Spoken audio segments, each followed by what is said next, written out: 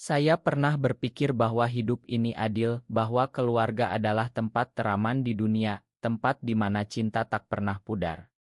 Tapi semua itu hancur pada hari itu, hari ketika saya berusia 18 tahun dan aroma manis seperti madu liar mulai menyebar dari tubuh saya, menandakan bahwa saya adalah Omega. Hari ketika keluarga saya memandang saya sebagai kutukan. Ayah saya, seorang beta tua yang keras kepala, berdiri di tengah ruang tamu rumah kami di pinggiran Jakarta. Matanya penuh amarah yang selama ini tertahan. "Arga, kau, kau Omega," terkutuk teriaknya, suaranya menggema seperti petir di musim hujan. Ibu menangis di sudut, tangannya menutup mulut, seolah tak sanggup melihat anaknya berubah menjadi sesuatu yang dianggap najis oleh masyarakat kita. Kakak saya, seorang alpa muda yang sombong, hanya tertawa sinis. "Keluarga kita malu punya saudara seperti kau." Mereka memaksa saya berlutut di depan leluhur, di depan otok kakek yang dulu begitu bangga dengan garis keturunan beta kami. "Berlututlah dan mohon ampun atas dosa ini," kata ayah, tangannya gemetar memegang rotan.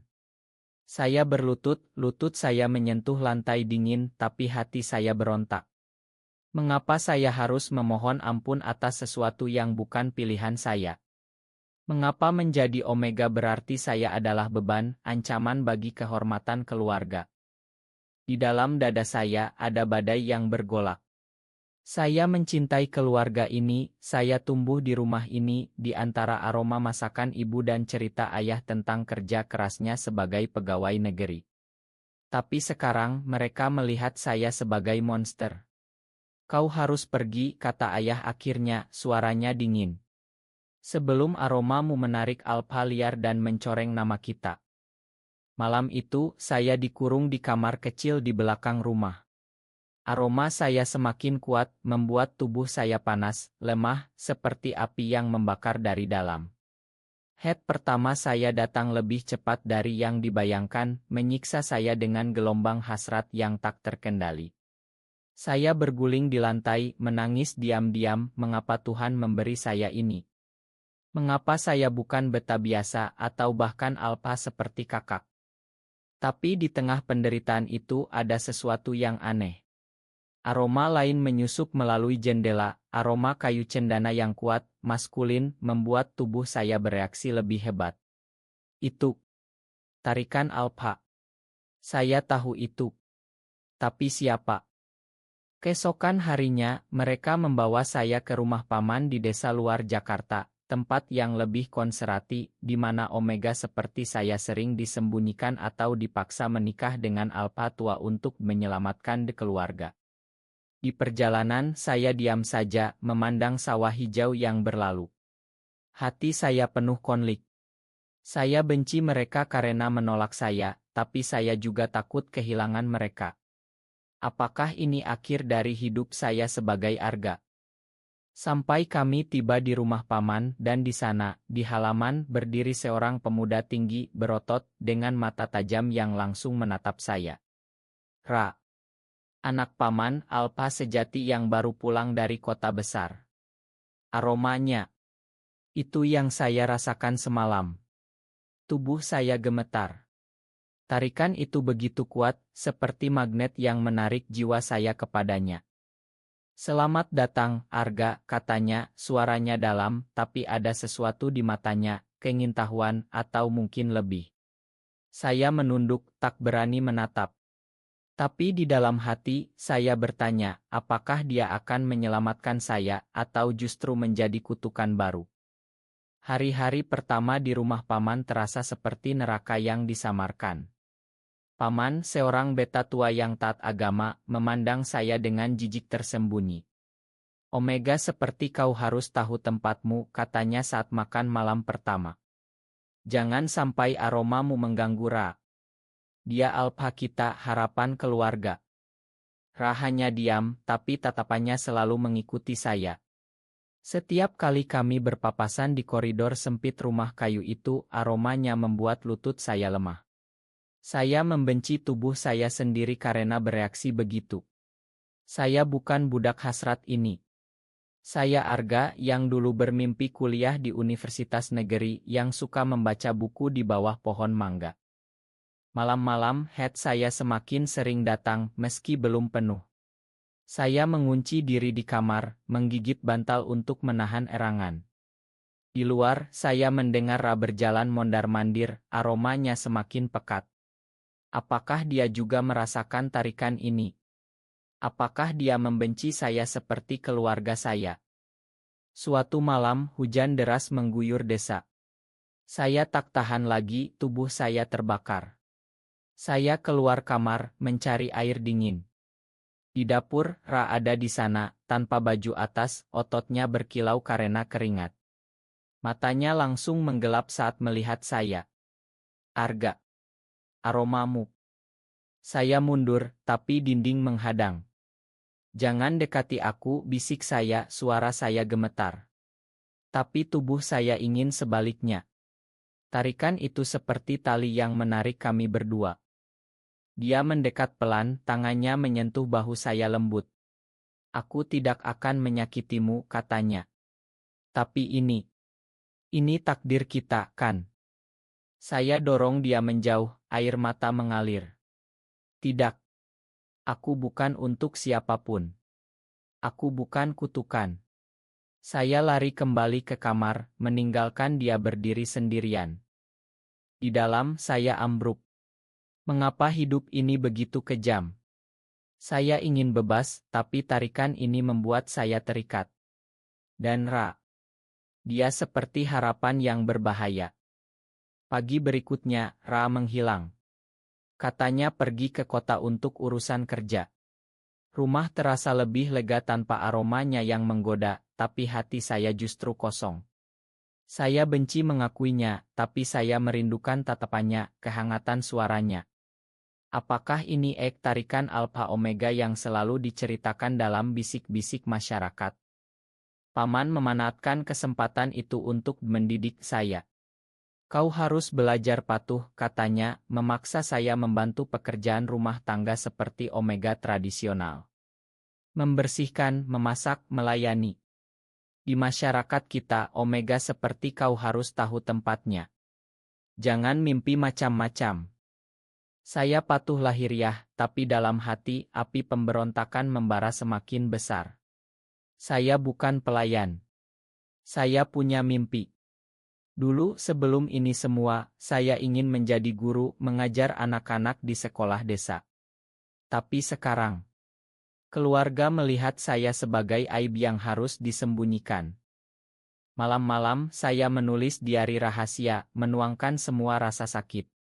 Mengapa aku lahir sebagai Omega? Mengapa cinta sesama jenis dianggap dosa besar di negeri ini? Di Indonesia kita, agama dan adat begitu kuat, membuat orang seperti saya hidup dalam bayang-bayang. Saya pernah membaca cerita tentang pasangan gay di Jakarta yang bahagia diam-diam, tapi di desa seperti ini. Mustahil. Head saya semakin sering membuat saya lemah. Paman memberi obat penekan aroma, pil hitam yang dibeli dari dukun. Rasanya pahit, membuat tubuh saya mati rasa. Tapi itu tidak menghentikan mimpi tentang Ra. Dalam tidur, saya merasakan tangannya, aromanya membungkus saya seperti pelukan. Seminggu kemudian, Ra pulang. Wajahnya lebih gelap, seperti menyimpan rahasia. Saat makan malam, dia duduk di seberang saya, tatapannya intens. Arga, ikut aku ke sawah besok, katanya tiba-tiba. Paman mengernyit. Untuk apa? Omega tidak perlu. Tapi aku butuh bantuan, potong Ra tegas, suara alphanya membuat paman diam. Keesokan harinya, kami berjalan ke sawah di pagi buta. Udara segar, burung berkicau. Jauh dari rumah, Ra berhenti. Aku tahu kau menderita, katanya pelan. Aku rasakan tarikan ini sejak pertama melihatmu. Saya menatap tanah. Lalu kenapa kau biarkan aku seperti ini? Kau Alpha, kau bisa. Klaim aku. Dia mendekat, angin membawa aromanya. Karena aku tidak mau paksa kau. Di kota aku bertemu orang-orang seperti kita. Pasangan Alpha Omega yang bahagia, tanpa paksaan keluarga. Tapi di sini, sulit. Hati saya berdegup kencang. Kau pernah punya Omega lain? Dia tertawa pelan tapi ada sedih di matanya. Belum. Kau yang pertama membuatku seperti ini. Gila ingin melindungi ingin miliki. Saya mundur. Aku tidak mau jadi milik siapapun. Aku mau bebas. Dia mengangguk. Aku paham. Tapi tarikan ini tidak bohong, Arga. Kita ditakdirkan. Sore itu saat pulang head saya datang tiba-tiba lebih kuat. Saya jatuh di pinggir sawah, tubuh panas. Ra memapah saya ke gubuk kecil. Tahan, Arga. Aku akan bantu tanpa itu. Dia peluk saya dari belakang, aromanya menenangkan, membuat head reda sedikit. Saya menangis di dadanya. Aku takut, Ra. Takut keluarga, takut masyarakat. Dia usap rambut saya. Aku juga takut.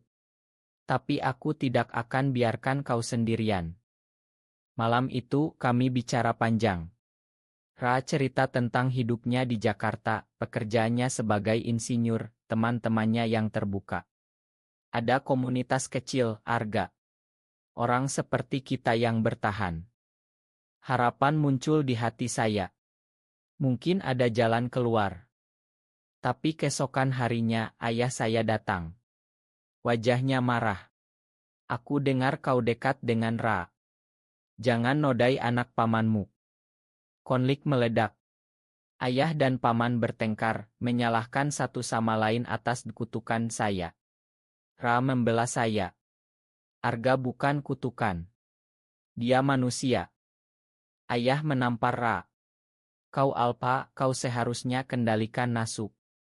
Saya tak tahan. Cukup. Aku yang salah lahir sebagai Omega. Kalian yang buat aku menderita. Saya lari ke kamar, mengunci diri. Di dalam badai emosi. Saya cinta Ra, tapi takut. Jika kami bersama, keluarga akan hancur. Masyarakat akan onis kami. Ra ketuk pintu. Arga buka. Kita bisa kabur ke Jakarta. Mulai baru. Hati saya terbelah. Kabur berarti pengkhianatan.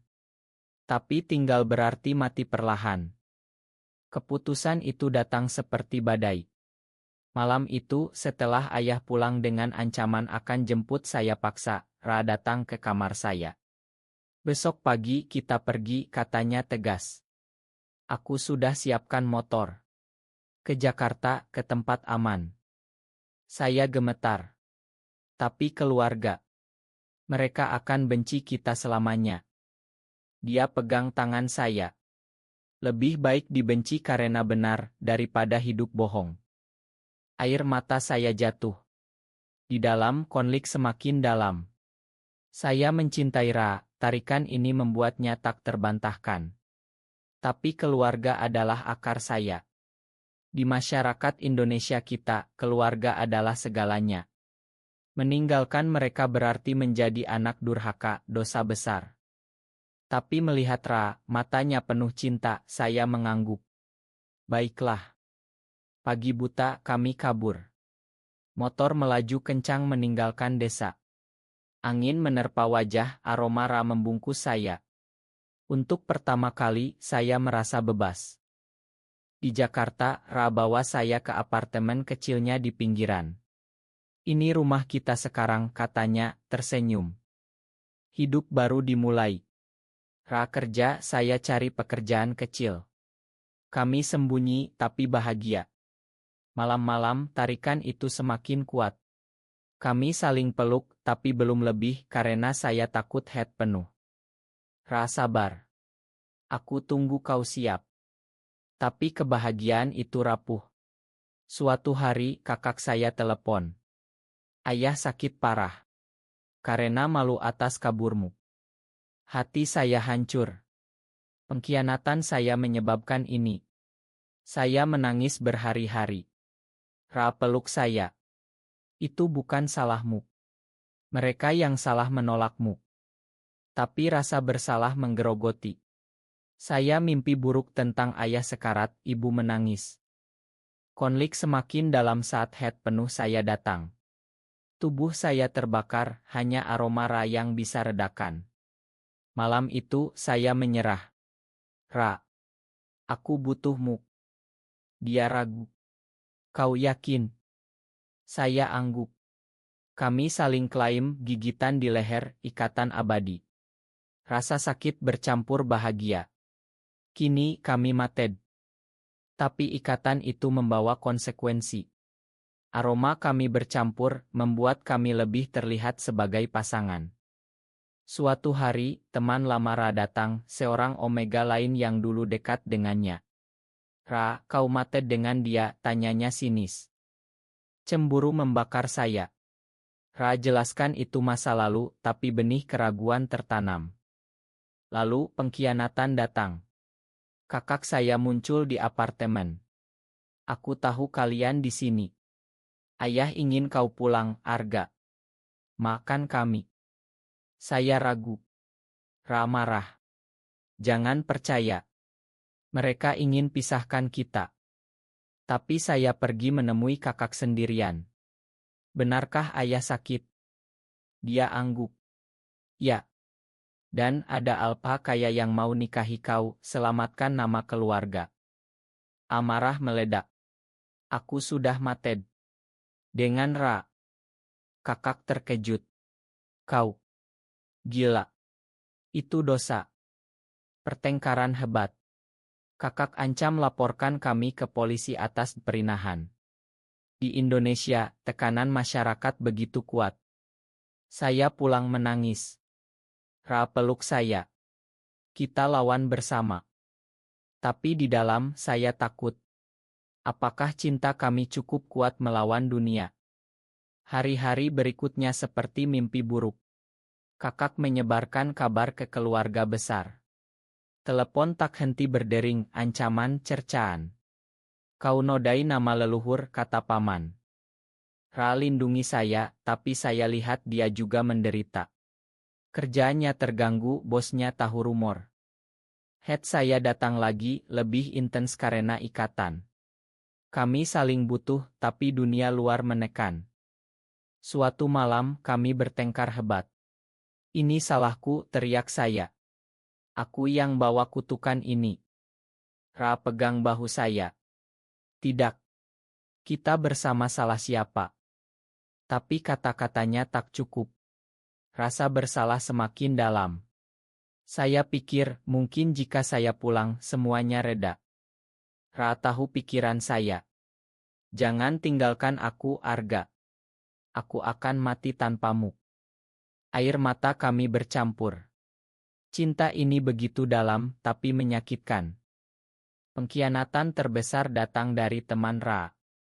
Omega lama itu ternyata cemburu, laporkan kami ke kelompok konserati. Rumah kami didemo kecil-kecilan, teriakan dosa. Dosa. Kami pindah tempat, sembunyi lebih dalam. Di tempat baru, Ra cerita masa lalunya. Dulu aku tolak tarikan karena takut. Tapi denganmu aku berani. Saya cerita mimpi saya. Aku ingin hidup normal, tanpa takut. Kami rencanakan masa depan. Kita ke Bali atau luar negeri, kata Ra. Harapan muncul lagi. Tapi ayah benar-benar sakit parah. Ibu telepon menangis. Pulanglah, nak. Ayah ingin makanmu. Hati saya terbelah lagi. Ra marah. Jejak. Mereka ingin jebakmu. Tapi saya pergi sendirian ke rumah sakit. Di sana ayah lemah di tempat tidur. Arga. Makan ayah. Saya menangis. Ayah. Aku bahagia dengan Ra. Ayah diam lama. Di masyarakat kita. Sulit. Tapi ayah salah menolakmu. Pengampunan itu seperti beban terangkat. Tapi kakak muncul, marah. Jangan percaya dia. Dia sudah rusak. Pertengkaran lagi. Saya lari keluar, tapi di jalan kelompok konserati menunggu. Mereka seret saya, ancam ngobati saya. Ra datang tepat waktu lawan mereka. Dia terluka tapi selamatkan saya. Di pelukannya berdarah, saya sadar, cinta ini layak diperjuangkan. Setelah insiden itu, kami benar-benar kabur ke Bali. Tempat di mana masyarakat lebih terbuka, turis banyak, sembunyi lebih mudah. Di sana, kami mulai hidup baru. Ra cari kerja remote, saya ikut kursus online. Ikatan kami semakin kuat. Head datang, kami saling puaskan tanpa rasa takut. Tapi luka lama masih ada. Saya sering mimpi buruk tentang keluarga. Suatu hari ibu datang sendirian. Ayah meninggal kemarin, katanya menangis. Hati saya hancur total. Pengkhianatan saya menyebabkan ini. Rasa bersalah seperti lahar membakar. Ibu peluk saya. Ayah sempat bilang dia bangga punya anak berani sepertimu. Air mata tak henti. Ibu lihat Ra. Terima kasih lindungi anakku. Perlahan ibu terima kami. Tapi kakak tidak. Dia ancam lagi, tapi ibu bela saya. Konflik keluarga pecah. Banyak saudara tolak kami, tapi beberapa diam-diam dukung. Di Bali, kami temui komunitas kecil Indonesia. Cerita mereka mirip, tolakan keluarga, tapi bertahan.